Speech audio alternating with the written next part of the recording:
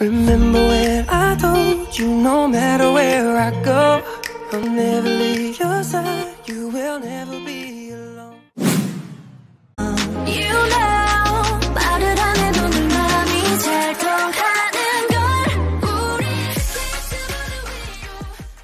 Teman-teman semua, kembali lagi dengan saya Christina Natalia di acara podcast mahasiswa. Gimana kabarnya teman-teman semua? Pastinya sehat terus ya.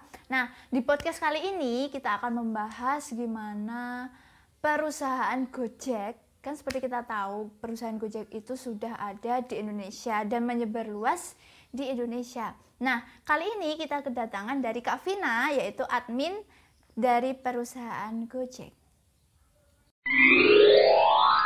Halo Kak Vina, gimana kabarnya hari ini? Kabarnya baik Kak Christine, gimana? Kak Christine juga baik? Ya, so pasti. Banyak dari kita itu belum tahu mengenai perusahaan Gojek ya, karena di luar sana pasti masyarakat taunya cuma kayak kita Memakai. Iya, memakai. Terus kayak kita misalkan pesan makanan nih, kita cuma pesan aja, tapi kita nggak tahu sejarah dari perusahaan Gojek. Nah, kebetulan ada Kak Vina, kita akan mengulik sedikit dari perusahaan Gojek. Nah, untuk sejarahnya itu seperti apa ya Kak Vina? Baik, jadi perusahaan Gojek ini didirikan pada tahun 2011 dan didirikan oleh seorang pemuda yang sangat kreatif. Ada dua, yang pertama ada Michael Englo Myron dan Nadiem Makarim. Mereka mendirikan sebuah perusahaan yang diberi nama PT Gojek Indonesia. Nah, sekarang kita udah tahu ya teman-teman sejarah dari perusahaan Gojek. Nah, apa sih tujuan dari perusahaan Gojek ini? Jadi, tujuan perusahaan ini tuh didirikan, jadi kan banyak tukang ojek sebelum gabung di perusahaan ini, mereka mencari nafkah itu dari jam 8 pagi sampai jam 10 malam. Mereka belum tentu mendapatkan penumpang. Jadi, kita mendirikan ini untuk menghubungkan antara ojek dan penumpang. Nah, berarti seperti kayak kita melihat tukang ojek pengkolan ya di luar sana. Seperti kayak di pasar, terus di terminal, seperti itu Kak Vina. Oh ya. Nah, oke Kak Vina, gimana sih layanan pertama yang diberikan dari perusahaan Gojek? Apakah ada perbedaan dari yang dulu sampai yang sekarang? Ya, tentu saja ada. Jadi, awal mula adanya perusahaan Gojek ini, kita hanya menggunakan call center. Nah, tapi karena semakin berkembangnya teknologi dan membuat aplikasi Gojek ini, dengan aplikasi Gojek ini, kalian juga bisa loh pesan secara online yang mager keluar, bisa loh pesan makanan juga di situ, iya kan?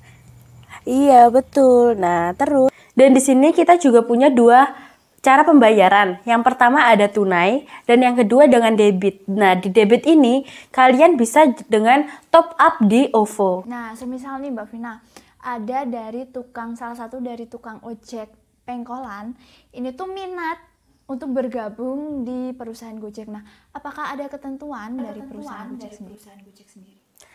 Untuk pendaftaran, jadi kita ada untuk setiap orang yang mendaftar itu mendapat pelatihan.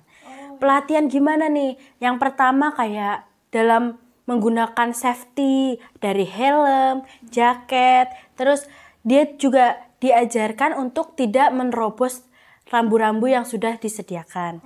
Jadi kita tetap melakukan itu, jadi kita mengutamakan kepuasan pelanggan. Iya, benar banget. Gitu.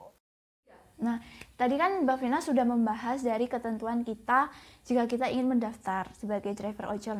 Nah, sekarang saya tanya Mbak Vina, untuk pendapatan itu apakah ada pembagian antara khusus driver dengan perusahaan sendiri? Dalam pembagian keuntungan hitungannya itu 20% untuk perusahaan dan 80% itu untuk drivernya. Terkadang para driver itu juga bisa mendapatkan 10-20 orang per hari. Jadi mereka itu tidak hanya mengantar penumpang, tapi mereka bisa membawa paket, terus makanan, jadi dan lain-lain lah, masih banyak lagi. Jadi pendapatan mereka itu bertambah dari situ. Banyak kita ketahui kalau perusahaan itu pasti memiliki permasalahan kan. Nah, saya tanya Mbak Vina, permasalahan apa sih yang terjadi sekarang di perusahaan Gojek? Jadi di dalam akhir ini itu ada orderan fiktif.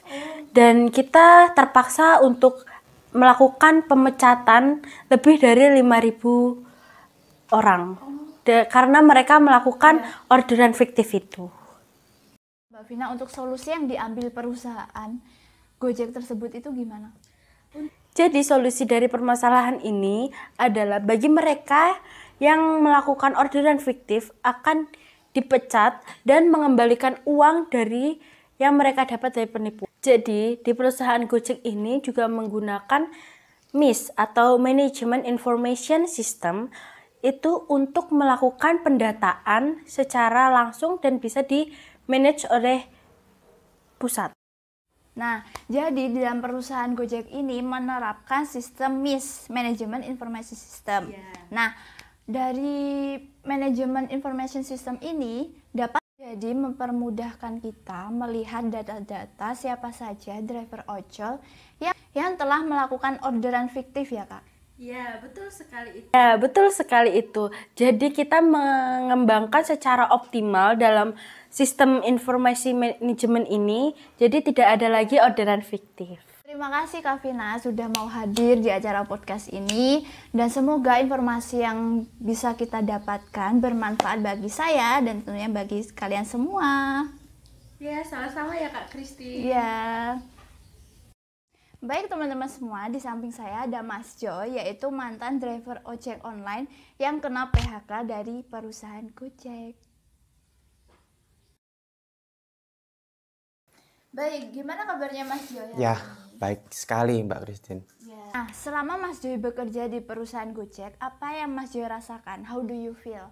Saya bekerja di perusahaan tersebut, mungkin banyak keuntungan yang saya dapat dari, kan dapat gajian setiap bulannya, saya mendapatkan gaji yang lumayan dari perusahaan tersebut. Makanya saya senang banget bisa bekerja di perusahaan tersebut.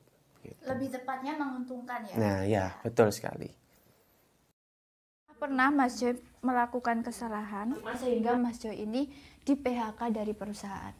Oh ya, mungkin dulu karena saya sering melakukan orderan fiktif, sehingga saya sebenarnya itu tidak boleh dalam melakukan pekerjaan, karena saya mungkin ingin mendapatkan keuntungan lebih, makanya saya melakukan orderan fiktif itu.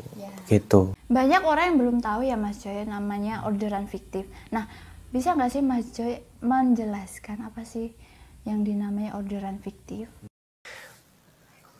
Dari orderan fiktif itu yang saya lakukan selama bekerja di situ adalah saya sebenarnya melakukan pekerjaan tersebut, tapi di belakang layar sebenarnya saya itu tidak melakukan atau tidak mengambil penumpang tersebut. Karena dengan begitu saya tidak bekerja, tetapi saya bulanannya tetap lancar, ya mendapatkan yang lebih banyak mungkin gitu. Jika kita melakukan orderan fiktif, apakah kita akan menerima denda atau sanksi di dalam perusahaan? Ya, kalau tentang pelanggaran pasti ada sanksi atau denda dari perusahaan. Seperti yang saya lakukan orderan fiktif itu mendapatkan sanksi. Seperti saya langsung dipecat dari perusahaan tersebut karena saya melakukan orderan fiktif tersebut. Dan juga saya mendapatkan denda atau sanksi juga berupa mengembalikan uang yang saya dapatkan ketika saya melakukan orderan fiktif tersebut. Begitu. Nah, ini pertanyaan pamungkas ya Mas Joy. Apakah ada kesan untuk para driver ojol lainnya ketika mereka mungkin berniatan untuk melakukan kesalahan seperti Mas Joy? Ya, semoga kedepannya para driver ojol seperti saya dulu bisa lebih baik dan tidak melakukan kesalahan seperti saya, melakukan pelanggaran orderan fiktif ya. Nah, karena kalau melakukan pelanggaran seperti itu akan di PHK dari perusahaan ojol karena merupakan kesalahan yang fatal sekali. Seperti itu. Berarti kan merugikan Mas Joy dan merugikan perusahaan. Ya, betul. Keduanya dirugikan. Seperti itu. Terima kasih ya Mas Joy atas partisipasinya pada hari ini. Mas Joy bisa datang di acara podcast mahasiswa. Nah, kiranya informasi yang bisa kita dapatkan hari ini bermanfaat bagi kalian semua dan tentunya untuk saya. Dan jika ada salah kata, saya mohon minta maaf. Dan sampai ketemu lagi di podcast selanjutnya. See you teman-teman semua.